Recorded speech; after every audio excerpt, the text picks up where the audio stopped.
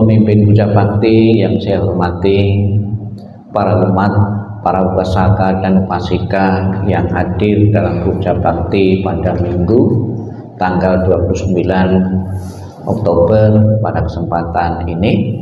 Terimalah salam di dalam Dharma. Namo Sang Hyang Adi Budaya, Namo Buddhaya.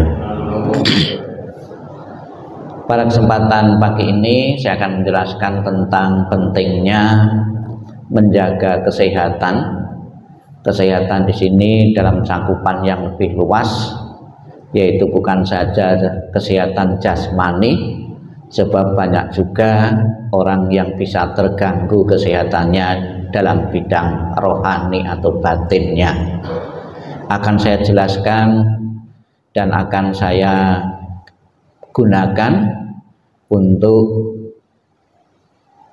menyabdakan atau sabda-sabda Buddha yang berkaitan, yang mendukung tentang kesehatan yang dimiliki oleh seseorang. Ternyata apabila kita mencari dan mau membaca dalam buku Buddhis maupun dalam Tripitaka, di situ banyak kita temukan beberapa kiat-kiat atau resep-resep yang diberikan oleh Sang Buddha bagaimana bisa menjaga kesehatan tubuh atau mempunyai kualitas kesehatan tubuh dan jasmani maupun rohani menurut agama Buddha atau pesan-pesan yang pernah diberikan oleh Sang Buddha. Ada beberapa orientasi kehidupan ini dapat kita saksikan di masyarakat. Ada yang berani mengorbankan kesehatan tubuhnya demi mendapatkan sesuatu hal yang dipikirkannya atau yang diharapkannya begitu penting. Ada orientasi kehidupan itu orientasinya pada pakaian, ya. Jadi pakaian ganti-ganti terus, setiap ganti model, ya, dia mengikuti model terus. Kemudian ada orientasinya makanan, di mana di situ ada buka makanan, kuliner pasti akan mencoba ke sana kemari. Ada orientasinya itu pada seseorang itu jabatan, ya, ingin mencapai kedudukan sosial yang tinggi. Ada yang orientasinya dalam bidang materi dan lain sebagainya. Namun banyak juga orientasi kehidupan itu betul-betul memperhatikan kesehatan. Karena saking orientasinya kesehatan, kadang-kadang ekstrim juga, apa yang dimakan, yang diminum itu hati-hati sekali. Ya, ada lagi yang mementingkan bagi kalangan yang vegetarian, takut yang dimakan itu akan menyebabkan gangguan tubuh, atau itu sangat berhati-hati. Itu juga tidak salah. Ya. Ada lagi di masyarakat yang orientasi itu tidak seimbang dalam memenuhinya. Ada yang mengatakan ada suku bangsa tertentu di Indonesia, saya pernah mendengar itu, jadi kalah nasi menang aksi, ya, kalah nasi menang aksi. Jadi mengutamakan penampilan, ya, aksi, ya. Bahkan tidak sedikit pula karena mementingkan aksi yang dipakai, ya, yang digunakan itu barang sewaan yang penting, ya, kelihatan keren, kelihatan pamornya itu naik, ya. Namun Bapak Ibu sekalian, perlu kita sadari apa yang dikatakan oleh Sang Buddha. Di antara orientasi kehidupan yang sering kita kejar-kejar itu adalah orientasi yang sangat penting adalah memiliki kesehatan. Dengan kesehatan yang baik, dengan kesehatan yang prima, kita bisa menikmati apapun yang di dunia ini dengan maksimal. Di saat kita mempunyai kesehatan yang bagus, makan, ya, itu sebetulnya, ya, makan itu juga bisa menikmati dengan senikmat-nikmatnya. Ada yang mengatakan sebetulnya makan singkong, tapi bisa terasa seperti makan roti kalau dalam keadaan sehat fisik kita. Tapi sebaliknya, sekalipun kita mempunyai roti dalam keadaan sakit, itu bisa terasa singkong. ya, hambar, ya, tidak enak, tidak nyaman, ya. Begitu pentingnya, maka tidak mengherankan dalam salah satu kesempatan di dalam Dhammapada dikatakan oleh Sang Buddha, kesehatan adalah keuntungan yang terbesar. Jadi keuntungan yang terbesar yang bisa dinikmati oleh seseorang bukan keuntungan materi, namun kesehatan yang dimiliki oleh seseorang itu. Bahkan untuk mendapatkan kesehatan yang prima, kita pun berani mengorbankan uang kita untuk mendapatkan kesehatan yang betul-betul baik, ya, karena dalam kondisi sehat kita pun bisa melakukan kegiatan-kegiatan secara maksimal. Pada pagi hari ini saya lihat Bapak Ibu secara fisik, secara kasat mata, Bapak Ibu sehat secara fisik, secara jasmani. Saya dari tadi sampai sekarang belum mendengar yang batuk, ya, yang batuk. Berarti Bapak Ibu mempunyai kesehatan, ya. Kemudian Bapak Ibu sekalian, di samping kesehatan jasmani itu sangat penting, namun juga Sang Buddha dalam beberapa kesempatan juga menyinggung tentang kesehatan batin. Sang Buddha mengatakan ada beberapa orang yang bisa menikmati, ya, kesehatan jasmani dalam beberapa waktu, mungkin 1 bulan 2 bulan, namun amat sulit seseorang bisa menikmati atau mempunyai kesehatan rohaninya, batinnya dalam beberapa saat saja, ya, dalam beberapa saat saja, ya. Di tempat yang cerah ini ternyata banyak tikus juga, ya, kresek gitu loh tadi. Ya, terima kasih yang berdana makanan, ya, pada pagi hari ini. Ini juga untuk menjamin kesehatan Bapak Ibu nanti setelah puja bakti, biar Bapak Ibu tidak mempunyai rasa lapar, ya, sakit karena lapar, itu sudah disiapkan konsumsi di sini, ya. Jadi Bapak Ibu sekalian, begitu pentingnya kita mempunyai kesehatan, maka tidak mengherankan dalam beberapa kesempatan Sang Buddha menyampaikan pesan-pesan moralnya yang berkaitan tentang kesehatan, baik itu jasmani maupun batin atau rohani, ya, itu. Bahkan ketika para biku di saat puasa seperti bulan ini, para biku puasa selama 3 bulan. Ada pesan-pesan yang disampaikan para biku oleh Sang Buddha agar para biku di saat masa wasa ini, masa musim penghujan ini tetap sehat. Antara lain, para biku di saat masa wasa, di masa musim penghujan, hendaknya mempunyai tempat tinggal atau pondok, yang pondoknya atau rumahnya, tempat tinggal biku itu dalam kondisi tertutup. Tidak boleh para biku di saat musim penghujan itu tinggal di alam terbuka. Ini juga tentunya Sang Buddha berbicara tentang kesehatan para biku. Kemudian di saat masa wasa para biku tidak boleh tinggal di dalam kuburan. Di masa-masa tertentu, ya, hari-hari tertentu di saat musim kemarau, biku itu bisa saja bermeditasi di kuburan-kuburan, ya. Tapi di saat musim penghujan, Sang Buddha tidak memperkenankan para biku untuk bermeditasi di hutan, di kuburan, karena juga berkaitan dengan kesehatan. Di saat musim hujan, ya, tentunya kondisi kuburan, lebih-lebih pada waktu itu tidak setiap mayat itu dikubur, ditaruh itu saja, akan menimbulkan bau yang tidak sedap dan rentan sekali terhadap kuman-kuman yang bisa mengganggu kesehatan para biku. Kemudian berkaitan dengan masa wasa juga, selama musim penghujan para biku tidak boleh tinggal di atas pohon, ya, karena musim hujan ini juga berkaitan dengan kesehatan para biku nantinya, ya, itu. Karena begitu pentingnya tentang kesehatan ini, Sang Buddha, ya, itu mengatakan demikian dalam Dhammapada 205. Kesehatan merupakan keuntungan terbesar, ya. Merasa puas adalah kekayaan yang paling berharga. Dipercaya adalah sanak keluarga yang baik.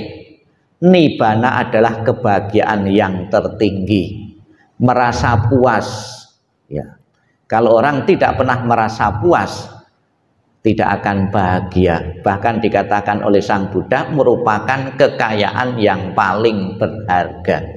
Saya puas mempunyai sepeda motor, saya puas mempunyai ya kendaraan yang sederhana, merasa puas itu sebuah kekayaan. Tapi mempunyai pesawat, kalau tidak mempunyai rasa puas, itu dia juga tidak akan bahagia. Ya. Jadi Bapak Ibu sekalian yang di sini kan pernah naik pesawat semua tuh ya. Kecuali saya belum pernah naik pesawat, saya di dalam pesawat. Ya. Kemudian dipercaya adalah sanak keluarga yang baik, pergi ke sana kemari, ya saudara-saudara, ya tidak ada ikatan darah dengan kita. Kalau kita jadi orang yang bisa dipercaya, itu sebuah keluarga, ya seperti saudara kandung. Ya, kalau orang bisa dipercaya dalam bisnis, dalam usaha, dalam pekerjaan pun. Kalau orang itu bisa dipercaya itu banyak relasi, banyak teman. Tapi kalau orang itu suka bohongi, ya tentunya juga relasinya tidak banyak. Sekali berhubungan bisnis dengan dia kapok, tidak pernah melanjutkan hubungan lagi. Maka sangat berharga sekali orang bisa dipercaya itu sebagai sanak keluarga kita yang siap menolong dikala kita mengalami kesulitan-kesulitan. Ini sebuah resep dari Sang Buddha. Kemudian kita sering juga mengatakan kebahagiaan-kebahagiaan. Kebahagiaan seperti ini yang terakhir nibbana ini memang belum pernah kita alami, belum pernah kita rasakan karena kita belum mencapai tingkat-tingkat kesucian. Ya. Jadi umat Buddha kebahagiaannya bukan untuk mendapatkan surga, namun kebahagiaan untuk mencapai nibbana, kebahagiaan yang tertinggi. Perbedaannya tujuan agama Buddha dengan yang lain. Kalau tujuan agama yang lain itu diperoleh kebahagiaan tertinggi surga kekal itu setelah seseorang itu meninggal, telah mati. Tapi kebahagiaan nibbana tidak perlu menunggu Bapak Ibu meninggal atau mati, bisa merasakan kebahagiaan nibbana. Dicontohkan Sang Buddha dan para arahat itu orang-orang yang telah mencapai nibbana, sekalipun mereka masih mempunyai badan jasmani yang utuh atau masih hidup. Karena yang dicapai kebahagiaan nibbana itu adalah kondisi pikiran yang bebas dari keserakahan, kebencian, dan kebodohan. Itulah nibbana. Tidak usah menunggu mati. Ya, bisa kita wujudkan dalam kehidupan saat ini. Sekalipun ya sulit, namun bisa. Terbukti Sang Buddha dan para siswa-siswanya setelah menerima bimbingan dari Sang Buddha maupun pedoman-pedoman yang pernah diberikan oleh Sang Buddha, mereka pun dalam kehidupan selama masih hidup juga bisa merealisasi nibbana sebagai kebahagiaan yang tertinggi. Ya, itu. Di dalam Dhamma disebutkan bahwa dalam tubuh kita itu terdiri ya dari dua unsur. Unsur yang bisa dilihat, unsur fisik, dan unsur yang tidak bisa dilihat. Unsur fisik di dalam teori agama Buddha itu dibedakan menjadi 4. Dalam tubuh kita dibentuk dari unsur padat, unsur cair, panas, dan udara. Ada yang mengatakan tubuh kita itu dibikin ya dari tanah, dari unsur padat. Ini juga jika tidak salah juga.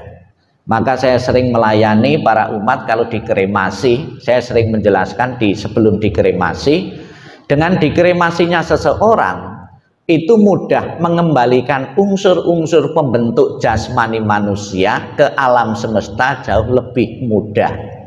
Misalnya saja tubuh kita dibakar jadi abu, jadi unsur padat, kembali ke asalnya jauh lebih cepat. Kemudian unsur cair, dalam tubuh kita ada air, kalau dibakar bisa menguap. unsur panas, unsur udara, dan unsur-unsur yang lain. Ya, ya, ada 4 unsur pembentuk jasmani manusia ini analisa dari Sang Buddha. Kemudian di samping unsur fisik ada unsur batiniah atau rohani yang terdiri dari pikiran, perasaan, pencerapan, kesadaran, dan keinginan-keinginan. Jadi unsur batin. Di dalam bahasa Palinya, kalau Bapak Ibu sering dijelaskan oleh guru-guru meditasi atau guru-guru dhamma, itu nama dan rupa. Ya, nama dan rupa. Ini fisik dan batin, itu nama dan rupa. Tubuh kita ya, itu bisa terkena satu penyakit karena ada gangguan-gangguan dari unsur-unsur yang ada di dalam tubuh kita ini. Unsur yang fisik kita tidak bisa bekerja secara maksimal, terganggu karena ada unsur-unsur yang mengganggunya. Unsur kita bisa terganggu. Bagaimana kalau unsur fisik kita terganggu, misalnya kena goresan, kena luka, ya, itu memerlukan apa? Biar pulih kembali, memerlukan obat-obatan, memerlukan makanan-makanan yang bergizi, ya, itu. Ya, unsur fisik ini bisa terganggu. Kena api sedikit saja kita langsung lecet, mengelupas. Ini unsur fisik kita. Ya. Namun demikian Bapak Ibu, ya, ternyata di dalam masyarakat untuk memulihkan beberapa gangguan-gangguan fisik ini, ada yang tidak puas dengan obat-obat medis, ada juga dengan obat-obat atau cara alternatif-alternatif. Misalnya saya ambilkan contoh, ada beberapa orang yang sakit gatal-gatal tubuhnya, diobati secara medis, obat-obat dokter tidak mempan. Ya. Bagaimana caranya mengobati? Cara yang lain, cari alternatif. Alternatif itu bisa obat ramu-ramuan, bisa juga pergi ke dukun. Ya, ada. Apakah itu boleh dan bisa? Ternyata di dalam kenyataannya juga bisa juga. Ada orang yang gatel-gatelan terus badannya, dibawa ke dukun, kemudian disarati dukun, dikasih ramu-ramuan, itu bisa sembuh. Obat dokter tidak mempan, itu ada juga seperti itu. Jadi kalau bisa, ya kita cari alternatif-alternatif. Obat ini tidak sembuh, ya kita cari alternatif yang lain, ya. Jangan berpelasah diri saja, ya, itu. Kemudian Bapak Ibu sekalian, ya, dalam kenyataannya juga di samping kita pergi ke dokter-dokter, banyak juga orang-orang yang kena penyakit-penyakit fisik itu pergi ke alternatif. Memang tidak semua itu bisa sembuh, ya, perlu proses yang panjang, ya. Itu untuk menjaga fisik kita tetap sehat, ya. Kapan hari waktu saya pulang dari pelayanan di salah satu tempat duka, saya diikuti oleh seorang ibu, kemudian nyodorkan kertas kecil sambil nangis. Bante, saya minta tolong, ini nama anak saya, minta didoakan. Anak saya itu sakit kanker, ya, di otak, ya. Loh Ibu, maksudnya Ibu ngundang saya untuk datang ke rumah atau didoakan secara jauh? Dah secara jauh saja Bante, ini namanya anaknya. Ada orang yang mengalami sakit-sakit fisik tertentu, diobati, ya, ternyata juga tidak maksimal. Minta tolong biku, minta tolong dukun untuk mengobati. Ini karena tidak sepenuhnya percaya pada medis, tidak 100% percaya pada medis. Mungkin terus saya mengatakan, oh ya, semoga mujizat terjadi Bu, untuk memberikan penghiburan mereka, karena mereka nangis-nangis minta didoakan. Ada lagi kapan hari waktu saya pergi ke salah satu desa, ya, bertamu di salah satu desa di situ, terus ada tetangga desa itu yang saya tamu itu bawa air, ya. Biasanya air itu minta didoakan oleh biku, ya. Loh Ibu sakit apa kok membawa air? Kan gitu. Saya baru operasi tenggorokan saya, sakit. Mohon dibantu, Bante, doanya ini air, tolong didoakan, akan saya minum, semoga bisa sembuh. Saya pikir itu air aqua atau air putih itu. Ternyata enggak, air yang dibawa itu minuman Pocari, ya. Saya bilang ya ini pasti sembuh ini. Air Pocari, tak doakan tak kasihkan lagi, ya. Ya. Ya lebih enak kalau air Pocari kan seperti seperti air kelapa, ya. Itu. Ya. Jadi memang ada beberapa obat-obatan medis itu tidak mempan, terus dipadukan obat alternatif yang lain. Saya sendiri waktu kecil, ya, saya waktu kecil ya, ini sakit ini, dulu herpes, kata dokter ini herpes. Udah, saya waktu kecil masuk rumah sakit, setelah dewasa sampai SMP tidak sembuh-sembuh. Masih ada nyut gitu terus gitu. Nah, kita juga cara alternatif, yaitu obat dokter belum maksimal, kemudian cari alternatif. Oleh orang tua saya dibawa ke seorang, katakanlah di desa itu dukun kan gitu. Kemudian oleh yang ibu tua ini mengatakan, kamu waktu kecil ya, kurang lebih waktu SD, saya waktu SD, kamu membawa celana warna hijau. Kebetulan waktu itu saya punya celana hijau waktu kecil ya. Waktu itu saya SMP itu ditebak seperti itu. Pakai kamu celana hijau, terus kamu main-main di sungai. Kamu waktu di sungai itu tidak bilang apa-apa, langsung ambil air langsung untuk cuci muka. Yaitu kenanya kamu di situ itu. Kemudian dikasih ramuan-ramuan kan gitu, terus suruh molesi. Sembuh juga. Ya. Ya mau tidak percaya, gimana nyatanya juga bisa kok, ya. Pengobatan alternatif, ya. Ada juga Bapak Ibu beberapa sakit kepala, ya. Ponakan saya sendiri pernah itu juga sakit kepala seperti tusuk paku gitu, dibawa ke seseorang. Ini ada beling-belingnya, pakai itu kepalanya itu diambili, ya. Ya. Jadi ada beberapa penyakit fisik tidak selamanya dengan obat dokter, ya, namun juga alternatif ternyata juga sangat bisa membantu. Nah, kebanyakan orang sakit kepala itu apa obatnya? Puyer, ya, dikasih puyer, ya, itu. Ya. Jadi Bapak Ibu sekalian, ada beberapa penyakit-penyakit untuk memulihkan fisik kita tetap sehat, ya, jangan lupa ya untuk minum obat sesuai dengan anjuran dokter, ya. Kemudian yang kedua, penyakit batin, ya, atau pikiran. Penanganan penyakit batin itu ya memang ada yang dikasih obat, tapi juga hendaknya juga pakai alternatif yang lain juga, konsultasi pada yang mempunyai bidangnya, yang bisa mengobati batinnya biar tidak sakit, biar tidak stres. Ada beberapa orang yang mempunyai penyakit batin karena tidak bisa menerima kenyataan hidup.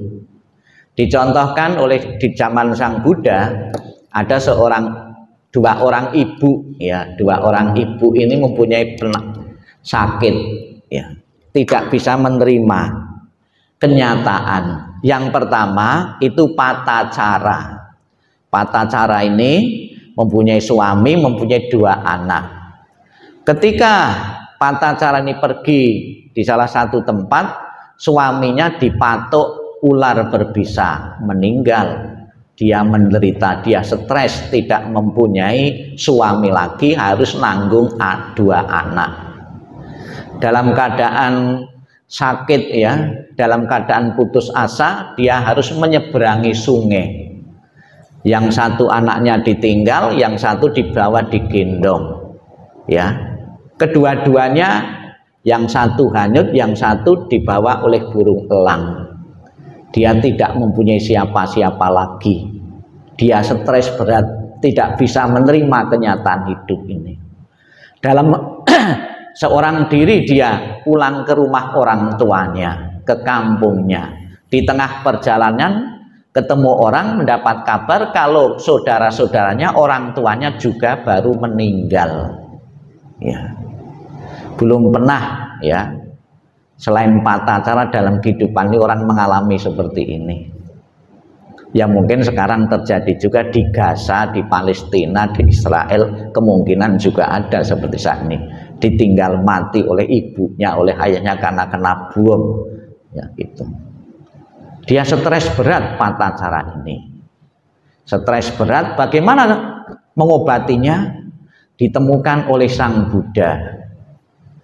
Nah, obat yang diberikan Sang Buddha bukan obat ramu-ramuan, obat pil, itu bukan. Ya, pengetahuan dhamma. Apa pengetahuan dhammanya? Sederhana sebetulnya. Mungkin Bapak Ibu juga langsung bisa tercerahkan juga. Apa yang disampaikan oleh Sang Buddha? Sang Buddha menjelaskan bahwa kamu menderita, kamu mengalami kesedihan ditinggal suamimu, ditinggal anak-anakmu, ditinggal saudara-saudara dan ayah ibumu. Bukan kali ini saja, dalam kelahiran-kelahiran yang lalu pun kamu juga pernah ditinggal oleh saudara, oleh anak-anakmu beberapa kali. Ya di India kan dulu yakin ada kelahiran kembali, percaya ada kelahiran kembali. Sadar ya, untuk apa? Kalau saya sudah sering kehilangan berpisah dengan orang yang saya cintai, saya tidak bisa menerima, merusak diri saya sendiri. Dia sadar, oh ternyata bukan kali ini saja saya kehilangan suami. Dalam banyak kelahiran dan kehidupan, saya pun juga pernah mengalami kehilangan. Sesuatu yang sering, pasti tidak akan menderita lagi, sudah menjadi hal yang biasa. Selesai ceramah Sang Buddha, tata cara itu mencapai tingkat kesucian. Nah, Bapak Ibu habis mendengar ceramah saya ini tercerahkan enggak? Ya. Mencapai kesucian enggak? Kok gampang sekali ya mencapai kesucian. Kesucian yang dicapai oleh tata cara itu kesucian pertama, yaitu dia bisa melemahkan atau mematahkan 3 belenggu. Belenggu yang dipatahkan tidak ya bisa mematahkan keakuan dalam dirinya, tidak ada aku, tidak ada roh yang kekal dalam diri kita, tidak ragu-ragu lagi terhadap ajaran Sang Buddha, dan tidak mempercayai ada upacara agama yang bisa menghasilkan kesucian. Ini sotapanna yang dicapai oleh tata cara ini.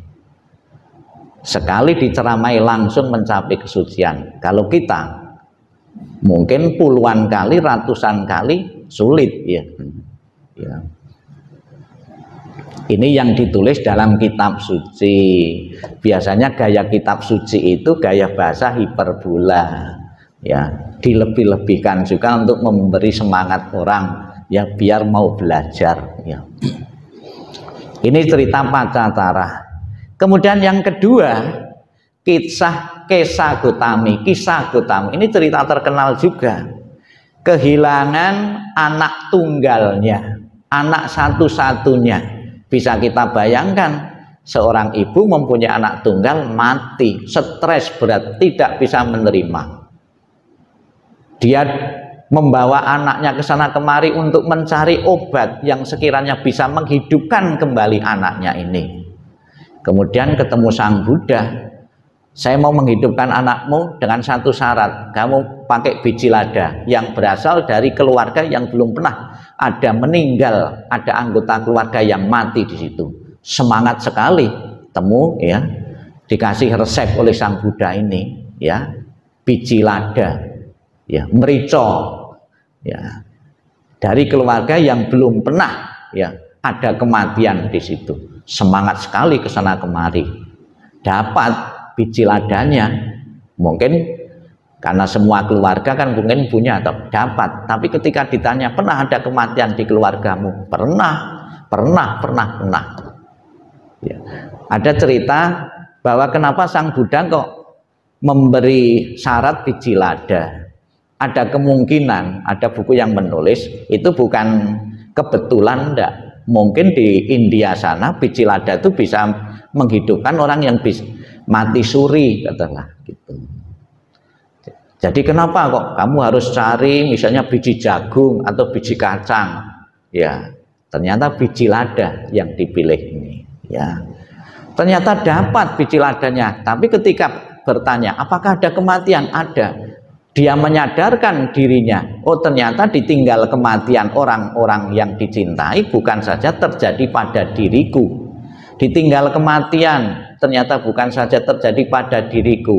Keluarga-keluarga yang lain pun juga pernah mengalami hal yang sama. Sadar, patacara setelah sadar mencapai tingkat kesucian pertama atau sotapana. Gampang sekali loh. Ya, itu ya. Inilah obat yang diberikan oleh Sang Buddha, ternyata bukan obat pil ya, tapi obat pengetahuan dhamma. Ini kalau sakit batinnya, sakit pikirannya tidak bisa menerima. Maka banyak sekali kita lihat di TV ya, atau rohaniwan membuka konsultasi pribadi. Ya, mungkin ya ada beberapa yang tidak bisa mengatasi ya masalah rohaninya, batinnya, itu ada obatnya, pengetahuan itu ya, dicontohkan oleh Sang Buddha sendiri sebagai seorang dokter yang ahli menangani beberapa penyakit rohani. Kamu ingin bahagia, kamu ingin mencapai kebahagiaan yang tertinggi, lenyapkan, singkirkan keserakahan, kebencian dan kebodohan. Bapak Ibu tidak pernah sakit batinnya lagi ya. Ya. Kemudian ada lagi seseorang yang sekaligus mengalami penyakit jasmani, penyakit fisik, juga penyakit batinnya, penyakit rohaninya. Di dalam salah satu kesempatan ya, ada beberapa ungkapan-ungkapan terkenal yang berkaitan dengan kesehatan. Dalam tubuh yang sehat terdapat jiwa yang sehat. Tapi ternyata ada yang bantah juga. Ternyata ya pembunuh-pembunuh ya, kemudian para koruptor-koruptor itu badannya sehat-sehat ya. Ya. Badannya sehat-sehat, tapi tidak menjamin batinnya, pikirannya juga sehat-sehat. Ternyata keserakahannya masih dominan juga para koruptor-koruptor itu ya. Kemudian Sang Buddha mengatakan, boleh badanmu sakit, namun jangan sampai jiwamu, batinmu sakit. Jangan sampai badanmu sudah sakit, batinmu juga ikut sakit juga, menderita sekali. Bagaimana agar kita sekalipun kita mempunyai jasmani yang sedang sakit, badan kita sakit, rohani kita, batin kita tidak sakit, saya kasih resep Bapak Ibu, kalau berobat, obatnya jangan yang mahal-mahal. Kalau ke rumah sakitnya jangan milih yang mahal-mahal ya, ya. Itu pasti batinnya juga tidak sakit. Ya, sudah obat mahal, sudah rumah sakit mahal, tidak sembuh-sembuh, udah batinnya ikut sakit ya. Jadi bisa dipadukan ya. Jadi mengobatinya, kalau orang sakit jasmani dan rohaninya bisa dengan medis, namun juga bisa dengan alternatif yang lain ya. Di dalam Anguttara Nikaya disebutkan ada penyakit-penyakit memang perlu diberi obat baru bisa sembuh, tapi ada penyakit juga yang tidak perlu dikasih obat, sembuh sendiri ya. Tapi ada juga orang yang sebenarnya sakit, begitu ketemu obat, ketemu medis, ketemu dokter, seketika itu juga langsung bisa sembuh. Itu seperti anak kecil sakit dibawa ke dokter, mau disuntik, udah seketika itu juga langsung sembuh sakitnya karena takut. Tidak jadi suntik sudah sembuh ya. Itu kalau anak-anak kecil ya, itu ya. Jangankan anak kecil, belum tentu yang hadir sini ini, sekalipun tuh jarum itu kecil, itu banyak yang takut loh. Nah, kecuali kalau jarumnya itu sebesar paku usuk apa gitu, itu kita takut. Tahu jarumnya kecil sekali, kok banyak yang Bahkan ada juga yang disuntik sampai patah. Ada lagi pernah saya lihat di TV itu, petugas atau pegawai di puskesmas, ya pegawai puskesmas atau tenaga medis disuntik itu saja itu ada yang ketakutan sampai meraung-raung. Iya, itu. Kalau saya dulu saya tidak mau diperiksa ambil darah itu karena saya takut warna merah. Begitu lihat warna merah darah itu langsung pusing. Tapi sebetulnya karena kebiasaan, begitu sering kita diambil darahnya sudah terbiasa. Ya, jadi faktor kebiasaan mempengaruhi. Ya. Ini, jadi ada beberapa sakit yang memang perlu diobati, ada yang tidak perlu diobati, ya itu. Kemudian di dalam Dhamma itu ada kiat-kiat, ya, bagaimana agar kita tetap mempunyai kesehatan fisik, ya, maupun kesehatan jasmani maupun kesehatan rohani. Sang Buddha memberikan beberapa resep bagaimana kita mempunyai kesehatan rohani atau batin. Yang pertama resepnya agar kita tidak sakit batinnya, mengetahui cara membuat batin menjadi tenang, pikiran menjadi tenang. Sang Buddha mengatakan di dalam Dhamma, pikiran mendahului semua kondisi batin. Pikiran adalah pemimpin, segalanya diciptakan oleh pikiran. Apabila dengan pikiran yang bersih, suci, seseorang berbicara atau berbuat dengan jasmani, maka kebahagiaan akan mengikuti si pelaku karenanya seperti bayangan yang tidak pernah meninggalkan tubuh seseorang. Ya. Cara bagaimana batin kita tidak sakit. Di dalam agama Buddha dan di tempat ini juga rutin ada latihan meditasi untuk membawa ketenangan batin bagi Bapak Ibu.